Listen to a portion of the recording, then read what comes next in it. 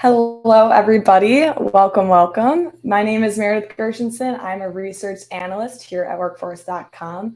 And today we're going to talk a little bit about how to lower your team's overtime hours. Today I'm joined by Brant Pearson. He is back. Brant, thank you so much for coming back on. Thank you very much for having me.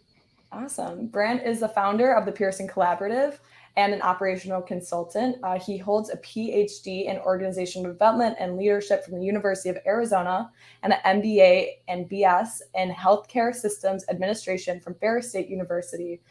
Brant has experience in operations, strategic planning, and entrepreneurship. Cool. To give everyone a really quick lay of the land on our Big Marker webinar platform, to the right, we have our chat box. Feel free to drop in any questions you have throughout the webinar. We will be sure to get to those at the very end during a formal Q&A. We also have a couple of poll questions throughout the webinar itself. So those will just slide right on the bottom left of your screen. We love to get an idea of where everyone's heads are at, so be sure to engage with those. Finally, we do have an audit. This will be handed out by myself at the very end of the webinar. So that will be for a lucky winner, a $100 Amazon gift card. So be sure to fill that out. And then for those who are a member of SHRM, I will share a PDC ID at the very end of the webinar. So be sure to stick around for its entirety. And finally, just to give a little bit of background on workforce.com, we are a workforce management software company who specializes in scheduling and time and attendance. And really, our overarching goal is to help business leaders and frontline managers make the best decisions for their company. Great. Well, Brent, thank you so much for coming. To get things kicked off, I would love to hear a little bit about some of the work you do specifically within the hourly waged industries. Sure. So my background is very versatile, and I've worked in both hourly and salaried positions, both in the private and the public sector, whether that's working directly or consulting or 1099ing and a variety of things. I started my career young in the retail grocery industry, being an hourly employee at $5 an hour. And then, as my career progressed, I worked in the corporate office environment, both as an employee and as a leader. In a variety of industries, from healthcare to warehousing and supply chain logistics to mining operations. I've hired contractors, I've supervised temporary staff, hired temporary staff, contractors, 1099ers, especially as you mentioned with my own company, Pearson Collaborative, working in a variety of industries. Across the entire United States specifically, but even at one point in my life, doing part-time Uber work as a gig economy individual as well, as I attended school.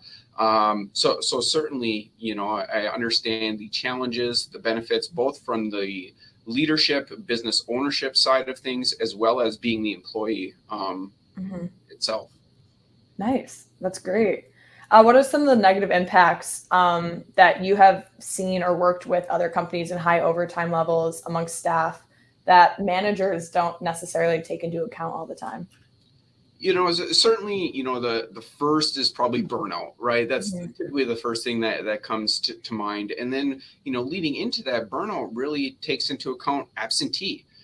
So when we think about, overtime and the impacts of overtime, especially if it's mandated versus voluntary, and the length of the overtime, SHRM, I know you mentioned, the Society of Human Resource Management. There's a statistic out there from about 2017, I believe, that, 47% or so of employee absentees, were covered from overtime. So when you have employees that are absent, right, because of burnout or a variety of reasons, it creates the need for overtime sometimes. And then the people that are taking on this overtime are shown to be 30% less productive. That's an astronomical number if you really think about it, in the efficiencies and effectiveness of organizations.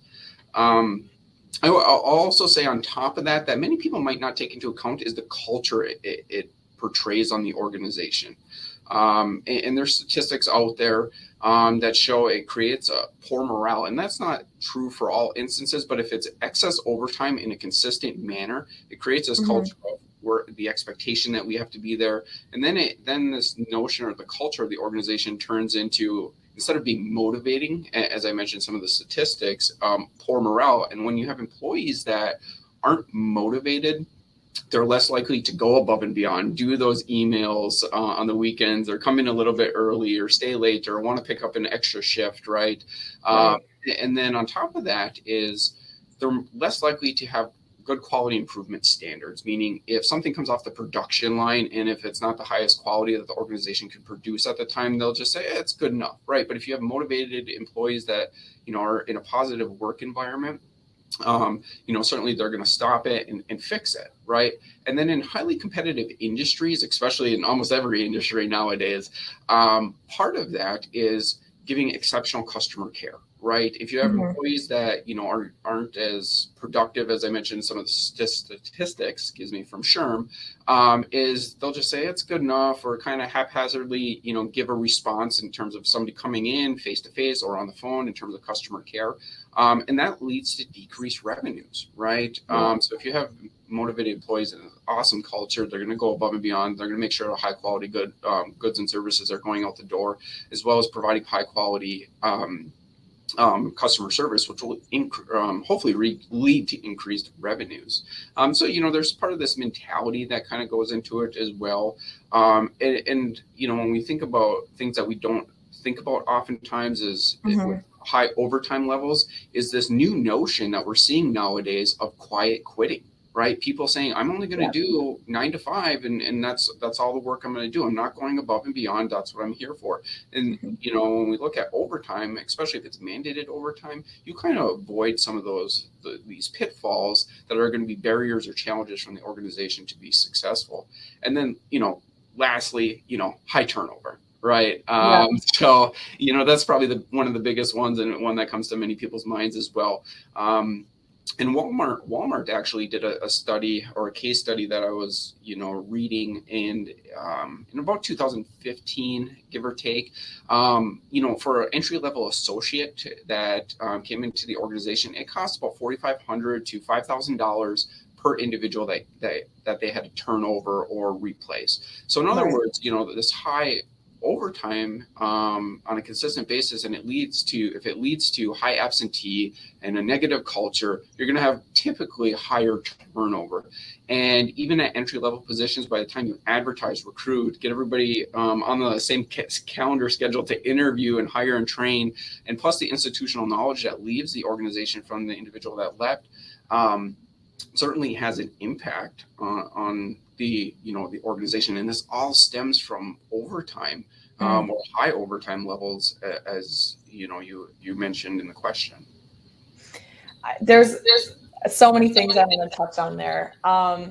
First, first and foremost, I love the idea of tying in together HR and operations, because I think a lot of the times it's overlooked as two positions that really do need to work together to make the common goal met of increasing retention, decreasing turnover, decreasing labor costs. Because at the end of the day, operations are so rooted in numbers, where HR is typically more of a person centric role, right? It's a lot of Yep. communication, it's a lot of feeling type of, relationships and that sort of thing. But I think it's so crucial that they actually work together. And I think you highlighted that beautifully with talking about some of the numbers, the 30% decrease in productivity, and how that impacts really, obviously, the whole company, but both of the positions very dramatically. And the numbers behind operations really feeds into HR and vice versa. So making sure those KPIs are in order, and things like quiet quitting we talked about in our last webinar, actually,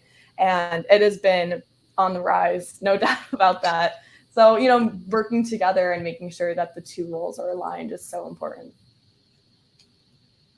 Awesome. I would love to defer to this slide, and I would love to hear about some of the primary causes that you're seeing of overtime hours. Was that a chat question or a question to me? No, that was that was a question for you. I'd love to hear kind of what your thoughts are on some of the primary causes. So, I think the primary causes of overtime are, number one, I guess, going back to the statistic that I just referenced, is absenteeism, right? Somebody has to pick up that work. If somebody is not there and there's a deadline to meet, so I guess another piece would be deadlines, right? Is people need to step in. and fulfill those roles. So number one is absenteeism. Number two, I guess, would be deadlines. Number three, it's the workload, right? Is there too much? Is there too little? The required coverage, doing less with more is often expected. Maybe people aren't being replaced as they leave the organization. Or if people just don't show up to work, kind of going back to the absenteeism, and then how do you align human capital management, in other words your employees, to fill these gaps and having the best people do the best work for the type of positions, right? So really aligning those different aspects. And then you can look at if there's locations, or if you have multiple locations and coverage areas and maybe different geographic locations, and is one lower than the other and why, and looking at efficiencies. A big thing nowadays coming out of COVID, or still in COVID, however you want to look at it, is being short staffed. Yeah. Right. And how do you accommodate, people maybe shifting careers or going to different industries, right? Something else that you might, think about is an efficient workforce, right? Is in terms of properly trained employees, the policies and procedures, the expectations when people are hired on board, and maybe with the job descriptions. And then, last, I would say expectations, right? So the job description or job duties versus what's reality. And I actually just saw a true story. I actually, somebody just posted on social media, a friend, they were looking for a new position, and this just happened this week. And they posted the job description, and within the job description specifically, it says your normal work hours are going to be 8:30 to 5:30 or something along that lines. And then in the second sentence, it says, but it is expected that you will log in and look at your emails ahead of time, and you will work later than expected. Something along the lines like, interesting. Expectation of the organization. So really, and you can look at it two ways. Right. Are they setting expectations, or as a potential employee, are you reading this and saying, what kind of culture do they have at the organization, right? And when I go there, are they going to expect me to work 60 hours a week, right? And thinking about family lives, family work-life balance, and just more leadership mindset is what I'll refer to it as. So that was very interesting. That is really interesting. And going back to, talking about the different variables and, what we're seeing on this slide in particular, we talked a little bit about COVID's impact. And, if you look at the competitive job market, you can see, we're seeing a lot of backlogging, and it kind of being more of the employees' world and their ability to choose different work hours and being able to say, I don't want to work in a world that the expectation is for me to work overtime. In that instance, they might go somewhere else. And that's something that a lot of managers are having to deal with, and having to struggle and staffing to their demand, and struggle and, their individual employees' utilization rate. So all really great points there. I'd love to hear, what are some of the common mistakes or even misconceptions you see managers making when it comes to overtime pay? So pay is very interesting, right? So especially when it comes to overtime, and the first thing that comes to mind is pay, right? But I always like to tell people, and I've learned this myself, starting businesses and working with many individuals and being an employee myself, is sometimes it's not just about the money too. It's about the extra aspects that go into it, and building this culture, as I refer to it as, is in terms of, breaks or food. But obviously you have to, in the culture that it goes into. But number one is we have to think about, the public relations aspect and the power of social media, right? And the First Amendment can protect employees when they talk about work environment and the pay and stuff like that. So we have to think of those things, as an employer.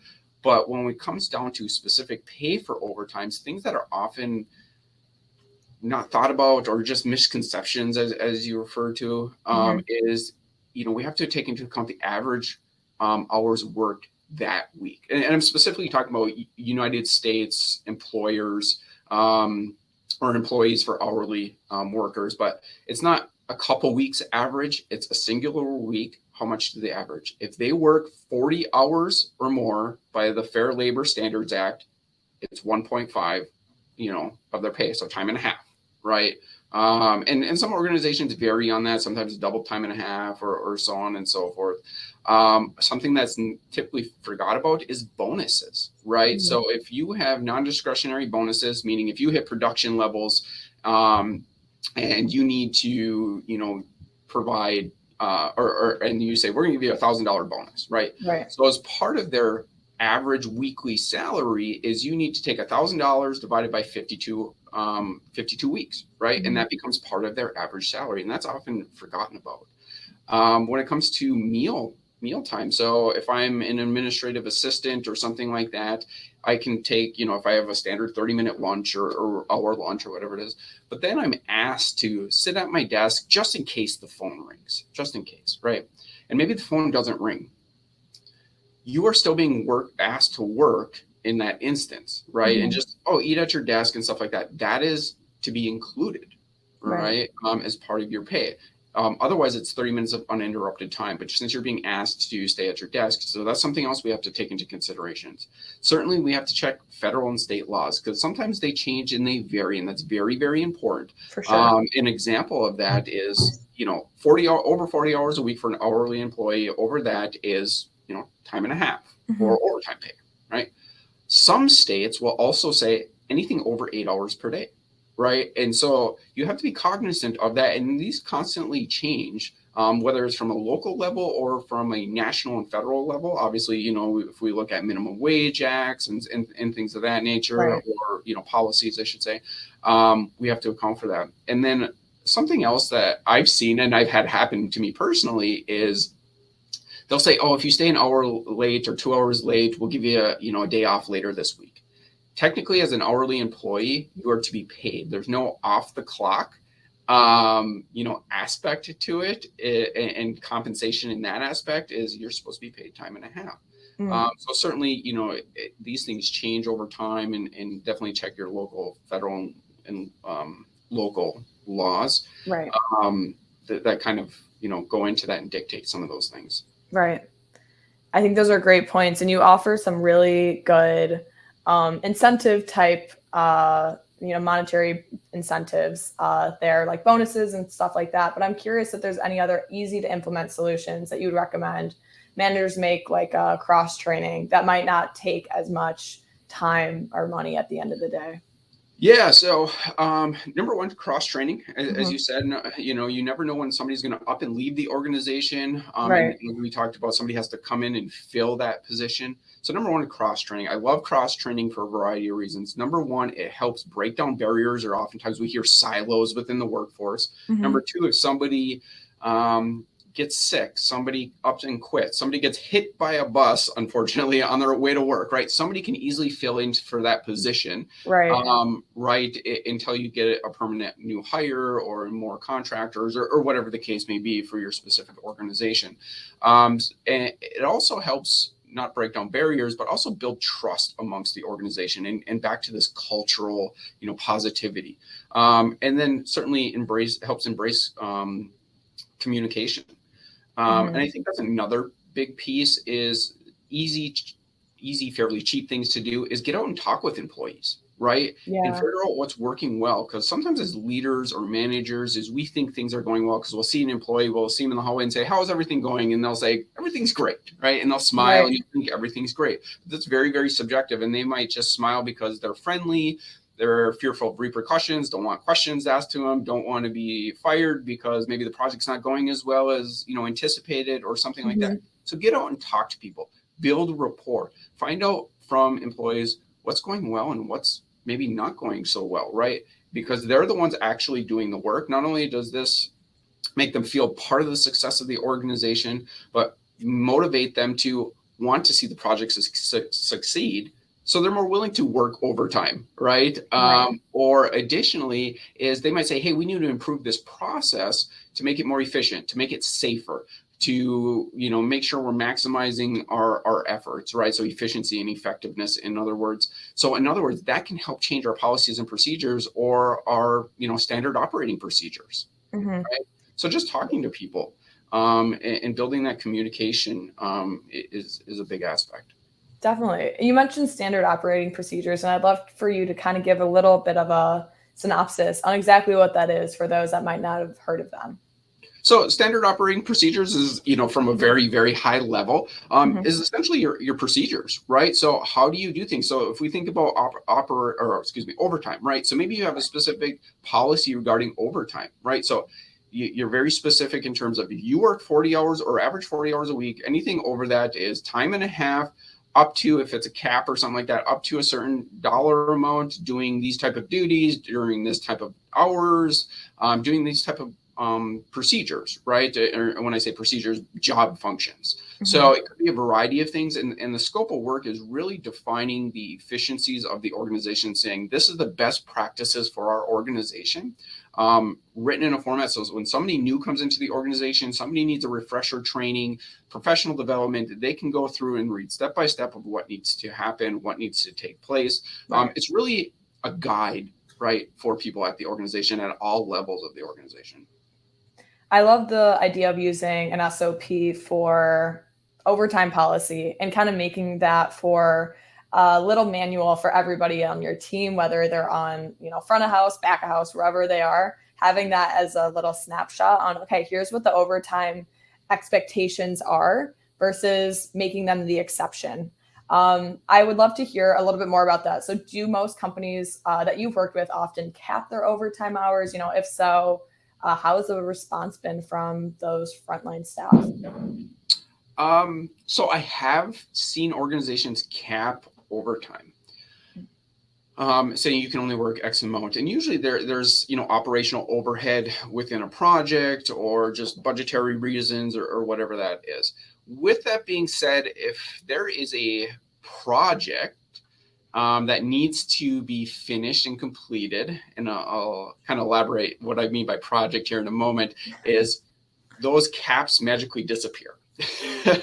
Right. um, and when I say project, going back to that notion, is if the project is justifiable. So if it's we need to update our policies and procedures, I'm finishing an internal document to present or whatever it is, maybe that's not justifiable and can wait till next week or Mhm. Monday or something like that, right?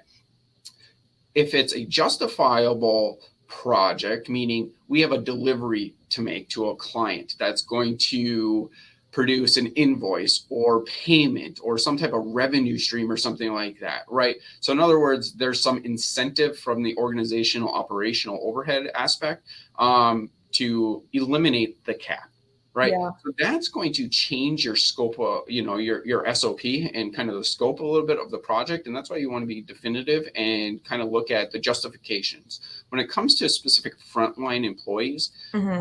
if we think of frontline employees and kind of the EMT, the police, the nurse, those type of positions, um, typically there's some level of passion right behind it, that they want to make a difference. Right. So they're more willing to take on overtime if needed or mandated, right, and still maintain that level of productivity, right?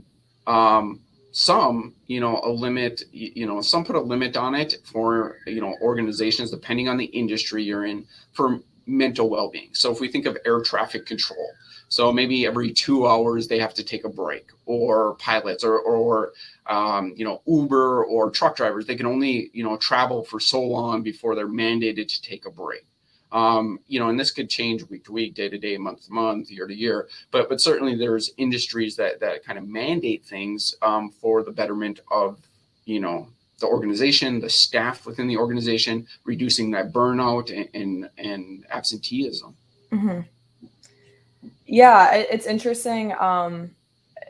From the perspective also of maybe a frontline employee who is working on the front lines of a fast food chain or the front lines of a retail shop, to kind of change up that perspective. What would you say for those that might not have the passion, as you say, for, their job as much as those who are maybe working in the healthcare industry? Yeah, so depending on the industry, as you kind of mentioned, that's variable. And again, so if we look at the retail industry, right, and maybe there's not enough staff talking about short staffed, right? Nowadays, if there's not enough staff there, and you have to shut your doors, and you see this oftentimes with organizations, or you can't seat enough people, you're losing revenue, right? So should there be a cap? Probably not. But again, it has to be justifiable to open up that policy and say, okay, we're not going to have a cap anymore on overtime. With that being said, is if you know your workload, right, of potential consumers coming into the door, and that there are certain systems out there and methodologies that you can utilize on certain days and hours and times, and things of that nature. There is no need to have a cap in essence, because if you don't anticipate clientele coming, you just don't have you let you don't schedule overtime, right? Yeah. So it kind of comes down to that, as well as if it's open ended, you don't schedule overtime unless it's justifiable. Right. And on the flip side of that, what about the employees that seek overtime? Obviously, more or less for the compensation aspect, they're getting a higher pay. What would you say to those if you were the manager and needing to put more of a cap on those types of employees? Yeah, so certainly if you have a cap, uh,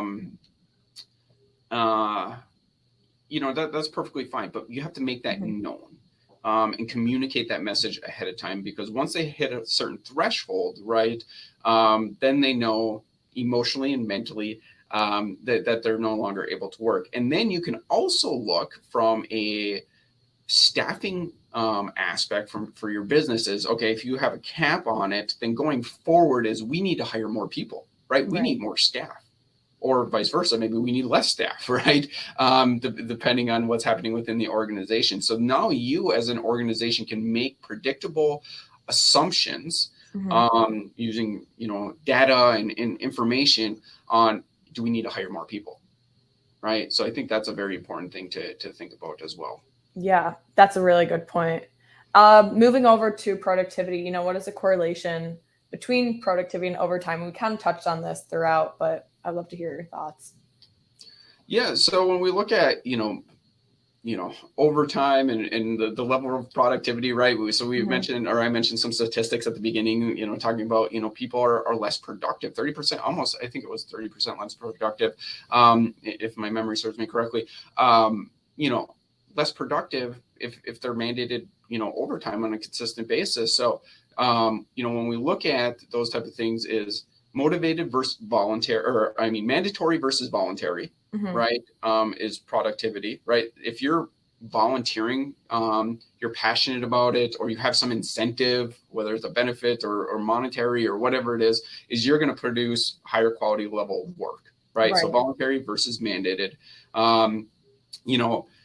I think from, as the chart, shows, if we look at it, more hours doesn't necessarily equate to more production, especially if burnout takes place, right? So a lot of this comes down to accountability, setting expectation, optimizing efficiencies and effectiveness through a variety of reasons, which we talked about here today, and really thinking about your scope of your standard operating procedures. Excuse me. So and there's those statistics out there again that shows people that are mandated, oftentimes are less productive. Not in all instances, but statistics show for themselves. Definitely. And this graph points to that exactly. The US ranking number 11 on this UK study is really interesting to see that it is one of the highest hours worked in almost any other country on this graph, right? And of course, there's more to be seen. But all the other companies following, if you were to scroll down on this graph, would be closer to 1,200 hours, 1,300 hours, that sort of thing, where the US is sitting upwards of 1,700 hours. And I find that so interesting considering, it's not even top 5 almost productive. And we're looking at Luxembourg with 1,400 and, Norway with even less than that. So it's very telling to see a country especially that preaches so much on hard work and dedication. And, the more hours you put in, the more money you're going to make, that sort of thing is actually not necessarily the case. And it's really hard to balance out the aspect of burnout, the aspect of work-life balance, and taking all that into consideration and knowing, okay, this is where HR and operations can really work together at the end of the day to get those communication processes in place, to get those SOPs in place, and the cross training ready to go, that sort of thing. I would love to hear about how operations can actually improve on their overtime policy that may or may not already be in place. When it comes to policy, what I'll say is it's never ending, right? They should be continually reviewed. A lot of times we'll see, policies that will sit on the shelf for years, right, without being touched or reviewed, especially when we look at generational turnover coming into the workforce, new generations coming into the workforce, expectations of employees, right? Output of, everything, aligns with the output, right? So if we talk about overtime and, not just policies, but going back to what you were just saying as well as, it's not just about more money, but what's the output of the organization as well. So maximizing efficiencies and effectiveness, right? So when it comes to policies, as they should be continually reviewed, yes. Be very definitive. What's the incentives? What's the expectations? What's the accountability? Are there caps, right? On the on the overtime, right? What's the standard? So people are emotionally and mentally prepared. It's not just sprung upon them, right? So if there's going to be mandated overtime coming up next month, right? Let people know about that. Right. When we look at decreasing operational overhead, aka money, right? A lot of this comes down to understanding our efficiencies and our effectiveness within the workplace, right? When we look at normal production versus overtime production, and understanding where the bottlenecks fall. So if we do like a Visio diagram or something like that, and we say, okay, there's a bottleneck in this specific area of our business, how do we look to reduce that? Is it through systems? Is it through policies? Is it through resources, right? Is it through efficiencies? And going back to what I was originally saying is get out and talk with employees on the floor and ask them what could be done better, right? And that could be done face-to-face. It could be done through an anonymous survey. You can look at, production levels, through systems or data analysis aspect, to really define that. And that will help, produce better outcomes for the organization. That's a great point. You mentioned making sure that you review your overtime policy. I'm curious how often you believe that should be reviewed. So I've seen it everywhere from 1 to 3 years. And honestly, depends on the industry, though, I'll say. Depends on how many hourly staff you have on board as well. And, hourly staff could be part-time. It could be, contractors. It could be a variety of different things. So, I like policies reviewed on an annual basis. However, with that being said, is some that oftentimes can't happen. So what I tell people or organizations that have maybe a lot of policies, because sometimes you might have 500 policies, right? Right. Is pick 10 every month, right? Or 20 every month. And it's a continual cycle then that you're reviewing, because some policies will be fine, right? And you just kind of move on to the next one. So maybe pick 10, 20 or whatever it is, or 5 or however, depending on how many you have, and just review them every, twice a month, 10 and then 10. So you're doing 20 a month or, 10 a month or something along that lines.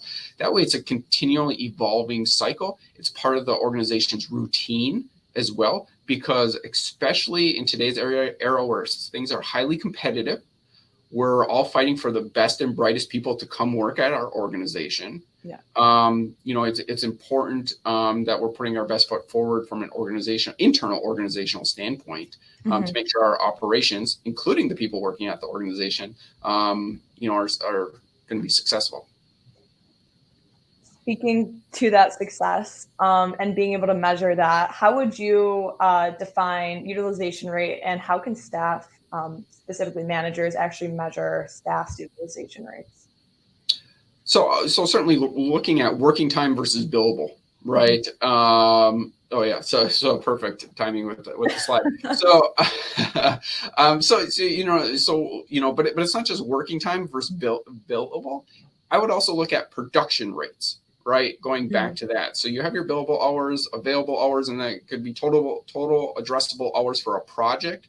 or a process or something like that. But you also have to look at the output, right, of what that's going to be, and then look at your utilization of your employees, meaning how many employees is it taking to create this amount of production, right? Right. And how can we streamline it? How can we improve it? How can we reduce, um, total hours spent? And because it's utilization rate, we're looking at billable hours, but sometimes it's based on a project, right? Mm-hmm. So a project could be dedicated of $10,000, and that's all you get, right? It doesn't matter to the client if it takes 1,000 hours or 1 hour, right? As long as they get the product delivered. So those are some things we have to take into consideration and think about. Is it a per hour basis? Is it total addressable hours based on a project? And then we have to look at estimates versus actuals, right? And really that's where we want to come ahead in all of this. And that takes into account billable versus working time is really what I'm referring to as, and looking at our processes, our systems in place, our operational procedures, and just our operations in general on how we can streamline processes. So, and this could be done on a project basis, it could be done on a weekly basis, a daily basis, monthly, and then yearly basis. And then we can look at the total scope if you're very niche in a specific market. If I look at things on a project or a monthly basis, and then I look at a yearly basis and say, how are we doing as an organization, right? And then that can be transitioned when we look at that data is to look at our strategic plan, right? Really setting ourselves up for success in the next 1 to 5 years. Right. So let's say theoretically, you're looking at a team's certain utilization rate over the course of a couple of months, maybe even a quarter, and it's not looking too good. What would you first turn to and maybe changing that and working on it with that team? Yeah, so the first thing I would certainly do is look at the expectations, meaning what are products and services that we're delivering to clients, right? So what is the need, right? I would look at our staffing levels, right, and say, is there enough? Is there not enough? Is there redundancies? Maybe people are sitting around, right, and not fully being maximized to their potential. Right. Is there, going back to the cross training aspect, do people need professional development? Right? Maybe they're just not efficient in their positions and we're not maximizing our employees at the organization.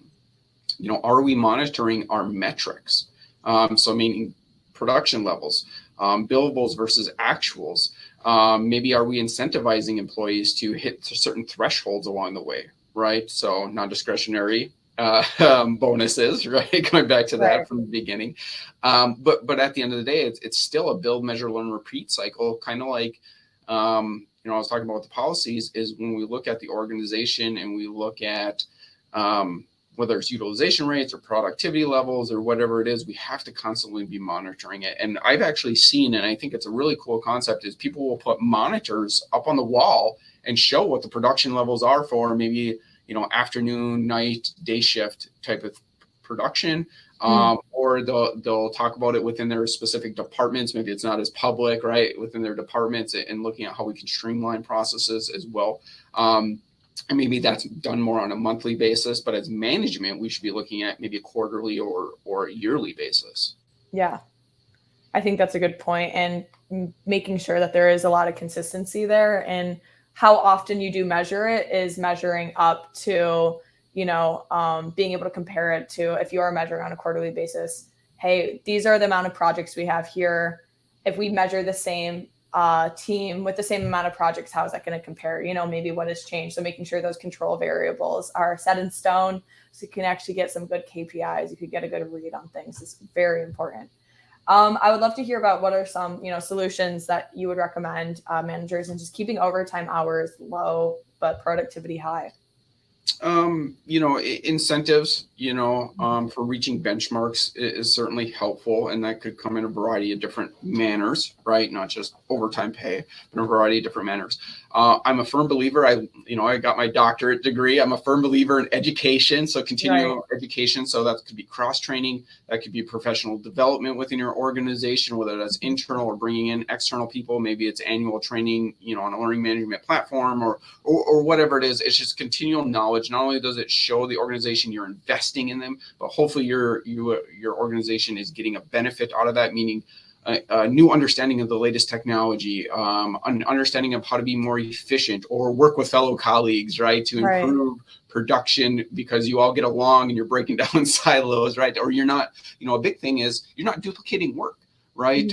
Sometimes, different departments are doing that. So if you break down silos, you can say, I'm working on this project. You don't need to do that. I'm already entering it into a system or whatever that may be. So again, and that goes back to utilization, right? Monitoring on an ongoing basis, utilization, right?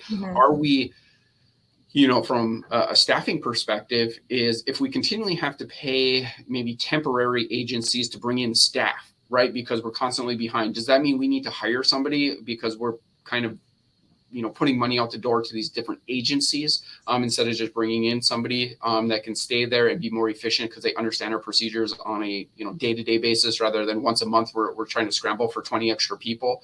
Right. And then you have to train them and do just-in-time training and they just don't understand the concept or have the belief in the organization. So productivity isn't going to be as high. So ongoing monitoring of metrics certainly helps. And then understanding why some are high performers and some aren't. Those high performers maybe will help come train or guide or, coaching and mentoring is very effective nowadays, helping those lower performers. And again, that will help build rapport within the organization. Likewise, I will say it's not just within the organization, but maybe you have multiple locations. Why would one location be better off with their, output than maybe you are? Do they have a different set of standard operating procedures? Are they looking at different metrics than you are, right? Is there different shift differentials or whatever that may be, right? Yeah. So understanding what the best is throughout the organization and using that kind of as the gold standard. I'm not saying you have to duplicate it, but instead of just trying to, be kind of average, is how do we make everybody in the company move up to be the best and the gold standard? That's a great point. And I love the idea that you touched on, the idea of multiple locations and understanding that different managers have different ways of managing people and processes. So making sure as maybe someone who is in upper management, making sure that everyone's on the same page and everyone's measuring, hey, once a quarter, for example, we're going to measure utilization rates of teams or individuals and making sure that they're doing that and that's being submitted to a common source. It's all being compared and contrasted too. So I think that's a really great point. Kevin, I see your question in the chat. Thank you so much. We will be sure to get to the questions at the very end of the webinar. So be sure to stick around for that. Finally, I would love to talk a little bit about some solutions, rooted in scheduling. Brant, how can frontline managers do a better job at scheduling overtime sparingly? So understanding workflow, number one, or maximizing workflow too. So understanding your working processes and how many people are needed for certain positions. Can you streamline that process? Is there duplicates, in terms of the position, looking at full-time output or part-time output of employees versus maybe temporary staff. So understanding your workforce, maximizing your work flow first, and that comes through understanding your employees and the type of employees, the hiring practices, the metrics. So using systems to understand your metrics and your output. I would personally start with the volunteer first because they're more motivated for a certain aspect, right? Rather than the mandate, where they're just there to fulfill an obligation because they have to, right? So volunteer over maybe a mandated individual to make sure you have the most productivity. Being flexible with schedules, especially in today's world, right? If possible, with your organization, certainly, but being flexible with your scheduling is as long as they can get the work done, doesn't matter when they do the overtime, right? So some of that is a leadership mentality aspect of, I want to see you sitting at your seat. Even though they could be playing on Facebook or on Amazon or whatever. LinkedIn, yeah, LinkedIn or whatever. Looking for a new job, right? Think of that aspect and be flexible. And it comes down to accountability and communication and trust within your employees as well. I think so when we're scheduling, we have to understand the work, the being justifiable in the workload and expectations, flexibility with the staff, and starting with those who want to volunteer versus those you're requiring to volunteer, and communicating, how things are going, and the expectations and what the accountability level will be, and so on and so forth. Right. I sent out a poll question asking, how do your managers track overtime hours? We're getting a couple responses in, but people are saying they're checking in regularly with their teams. I'm curious, as a follow-up question, for those that filled that out, how often are you checking in with how often are managers checking in with their teams? Is it a couple of times a day? Is it even once a week? I'm just curious there on how often, mostly curious as to how much time it's taking out of the manager's day to do that, and what the sentiments have been from the manager side of things. So very curious there, if you don't mind following up on that. And then Brant, how can operation managers better match staff to demand? So I just want to go back to the follow-up question. Yeah. I'm very passionate about operations, leadership, strategy, strategic planning. Is the best leaders I have ever had in my life always ask, what can I help you with? Showing support, trust, and that they're there to make them be successful, as well as the organization, right? And this goes back to the cultural aspect that I was referring to as, and making sure when people feel that notion, is they're more likely to produce better as well, which will hopefully, if they're producing during their normal hours, will reduce overtime as well. Right. It's all full circle at the end of the day. Right. So sorry to divert from your question. No, it's a great point. So when we talk about operations and looking at staffing demands and stuff like that, it's first understanding the resource allocation, right? So and by that I mean, what current projects do you have, and what upcoming projects does the organization have? The other thing is to understand concurrent projects. So when we look at project and project forecasting, and especially that leads into staffing, right? How much staff we need, is what projects can run concurrently. So running at the same time, or what projects need to finish before it can start. So if you have like phase one, like if you're in software development or something like that, and you have, you have to finish, this aspect of the software coding before you can start this aspect. But maybe you have a project where you're doing a website design, but then you're doing an app build, right? Or something of that nature. So those projects can run simultaneously, even though it's all part of the same end goal, right? So in other words, understanding your projects of what can run concurrently, or what needs to finish before the next phase can start, or milestone, however you want to term it. Understanding, completion rates, right? And that can be at an individual level, that can be at a project level, or service level, even for that matter. Understanding, I would say almost reviews on, making sure employees are matching the output or the expectation of the client as well. So feedback, in other words, and that come from a variety of different instances.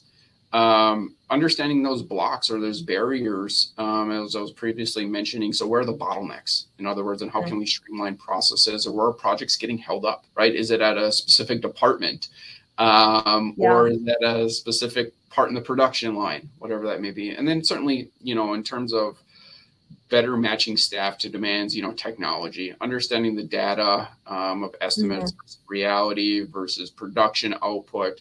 And especially when you're fighting timelines or milestones, it all comes back to, time and money at the end of the day. So, understanding, those aspects, and then who your best producers are, and can those people become your trainers, to other staff. So everybody is, the best, not just average, but everybody is the gold standard. We talked a little bit about the idea of reviews actually in our last webinar, where we're discussing some of the best kept hidden secrets. And I think what I love is taking reviews and putting it more towards the operational side of things, because the last webinar was more HR focused. This one obviously being more rooted in operations. But using those reviews and seeing, it's also reviews, whether it's from the customer perspective, for example, a Yelp review, versus internally a Glassdoor review or an Indeed review, and hearing what your current employees or past previous employees are saying in terms of, whether it's about your overtime hours, your culture, whatever it is, it's really crucial to take that information into consideration, because it's something that, quite frankly, your employees might not be excited to go up to you and say, hey, this is my honest opinion, my anonymous opinion, so to speak. So I think that's a really, really great point. Robert actually followed up with us in the chat. He said, we have shift leaders on each shift in our 24/7 operation that keep track of all of our overtime hours and submit the hours to the store manager, which makes payroll a much easier process. I think that's a really interesting point. And we kind of talked about that with the different variations of coverage. The 24/7 model is obviously one that constantly needs hands-on.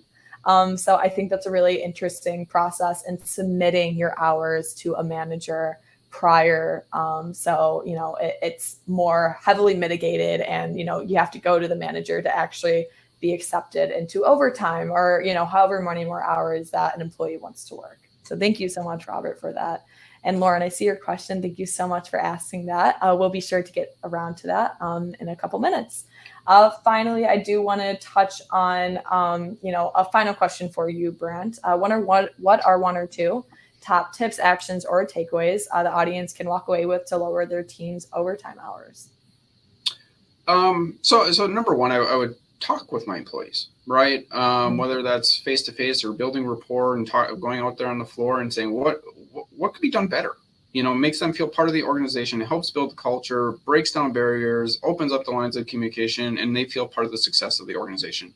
People feel that they're more likely to provide higher quality products and services, good customer service. They're willing to go above and beyond because they're motivated. They feel a belief as part of the organization. And it might sound cheesy, but it's true. When people believe in the organization and the mission of the organization and saying, I'm proud to work here. In other words, they'll go out and tell their family and friends. They'll wear a T-shirt that has your company logo on it because they're excited to be a part of that. Is talk with part of that comes down to talking with your employees. And that could be, I recommend going out and talking to them. What can be done better? How can we improve your life, right? Or through an anonymous workplace survey, right? And that way people who fearful of repercussions or anything like that, it has to be anonymous. We'll take a survey to how to make things better, right? More efficient. Because at the end of the day, that's what you want efficiencies during the workday. So you're not paying overtime, right? You're not having people leave. You're having less turnover. You're really building this organization to be successful between the 9 to 5 or whatever your normal operating hours are. If it's 24/7, same thing, right? You still want to reduce turnover or shift, people leaving the different shifts, right? Number two, what I'd probably say is use a system, right, to understand the data. Don't guess, right, or make assumptions. Use real-time data. I love real-time data, especially in the 24-hour shift aspect. You can compare different shifts, different production outputs, different staffing needs, because it's going to vary shift by shift. Right. And then if you're paying shift differential, meaning you're working midnights and you're paying an extra $1 an hour or whatever it is, and now you have to pay overtime, that $1 an hour counts as part of their, average pay for that week. Right. So now you're paying even more overtime. So understanding data is very important. So using a system, I highly recommend a system, and understanding actual versus forecasted labor productivity. Right. To make and I like to I kind of push the real-time aspect, because then you can make real-time staffing decisions. So if somebody calls in sick, somebody gets hurt, somebody gets hit by that bus, as I was mentioning, unfortunately, you can make decisions on, do we need to bring somebody in? Do we not need to bring somebody in? What is the forecasted current? What is the current projects? Are they running simultaneously, or do we need to wait until one finishes and then we can reallocate our current resources, or do we need to hire more people or anything like that? You can make split-second decisions, and sometimes that's imperative, right? Especially if you're running 24 operations or high volumes or high dollar amounts, that there's a lot riding on it, I guess is my point. Or you just have to deliver projects, you can make those split-second decisions. And then the last is continually looking at your standard operating procedures and constantly making improvements on them. As I mentioned, maybe taking a couple each month or every week, and just make it a part of your routine. because the world changes really fast in terms of employee expectations, generational expectations, operational expectations, technology, right? And we're all fighting to hire the best and brightest people, especially nowadays. If your organization is able to work remote, is you're competing against you're trying to get people from all over the world at this point. So it's very interesting. So understanding organizational, industry, consumer, or your client, and your employee needs is imperative, and that all stems from your operating procedures, and certainly operating procedures, making things as efficient and as effective as possible. Definitely. Those are great points. To go into the Q&A section, I would love to cover some of the questions that we had some of our listeners send in. Claire asked, a lot of employees request to work certain amounts of hours, some like overtime, some don't. Any advice on how to account for or track that? So some do and some don't. I mean, you could have a list of people that just simply what do they like, and do they are they open to it, or are they not? Preferences and all. Right. So with that being said, though, that's one of those things that needs to be constantly reviewed, maybe on when they do the performance evaluation or something like that, is, are you open to overtime? And maybe you check in with them, every 6 months.